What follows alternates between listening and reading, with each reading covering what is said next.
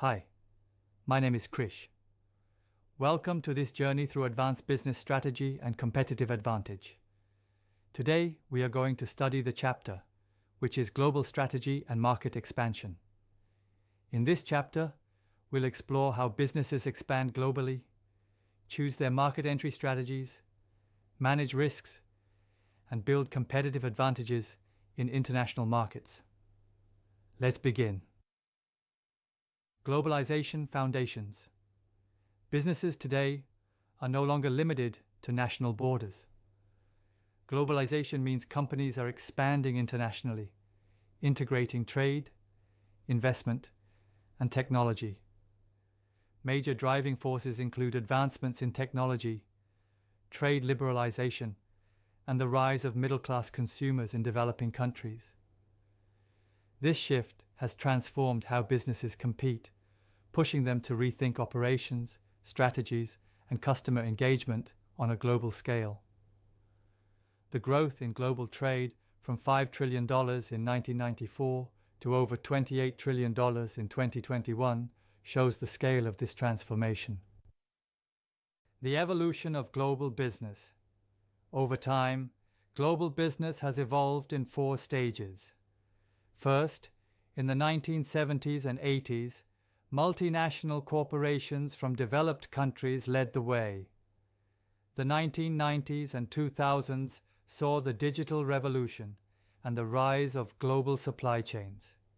In the 2010s, platforms like Amazon and Alibaba reshaped global e-commerce. Post-2020, there's a shift toward resilient, sustainable globalization with digital transformation as a priority. Understanding these changes helps us see how strategic thinking must adapt to global realities. Market entry strategies. When entering foreign markets, companies can choose from different modes like exporting, franchising, joint ventures, or direct investment. Exporting has low risk, but also low control. On the other hand, owning a subsidiary gives maximum control, but comes with higher risk and investment. These decisions depend on company goals, resources, and the risk appetite.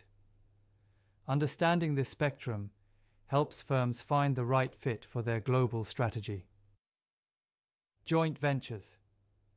In joint ventures, 2 or more companies create a new entity to work together in a foreign market. This helps share risks, combine strengths, and access local knowledge. Examples like Starbucks Tata in India or Sony Ericsson in mobile phones show how strategic partnerships can drive successful global expansion. However, managing these ventures requires trust, clear communication, and aligned goals. Franchising. Franchising allows rapid global expansion with less capital. The franchisor gives local entrepreneurs the right to use its brand and business model. This strategy works well when a company wants to grow fast while leveraging local knowledge. However, challenges like maintaining quality, adapting to regulations, and finding the right partners still exist. Brands like McDonald's and Subway have used this strategy effectively. Foreign direct investment, FDI, is when a company invests directly in another country, either by building new facilities, greenfield, buying existing ones, brownfield, or acquiring companies. It allows more control, but comes with higher investment and political risk. Key considerations include market size, government stability, labor costs, and infrastructure. Businesses must evaluate these factors carefully before committing. Global value chains. A global value chain spreads activities like R&D, manufacturing, and marketing across different countries. For example, a company might design in the US, manufacture in China, and sell globally. This strategic distribution helps firms reduce costs, improve quality, and stay competitive. But managing such a chain requires strong logistics and coordination. Standardization versus localization. Global businesses face a tough decision. Should they offer the same product everywhere, standardization, or adapt it to each market, localization? Standardization brings efficiency and brand consistency. Localization ensures customer satisfaction and regulatory compliance. The best strategies often blend both, standardizing the core product and customizing packaging, pricing, or advertising for local needs. International competitive advantage. A firm's international success depends on 4 factors: scale efficiency, large operations reduce costs; knowledge transfer across countries; flexibility to adapt to different markets; and responsiveness to local needs. Balancing these well gives global companies an edge over purely domestic competitors. Cross-border risks. Going global involves risks. Political risks include unstable governments or sudden policy changes. Economic risks range from currency fluctuations to recessions. Cultural risks come from communication gaps or unfamiliar business customs. Companies must be prepared for these challenges and have strategies to reduce their impact. Global branding. Creating a strong global brand involves more than just a logo. It includes setting a clear vision, maintaining consistency, respecting cultural differences, and protecting intellectual property.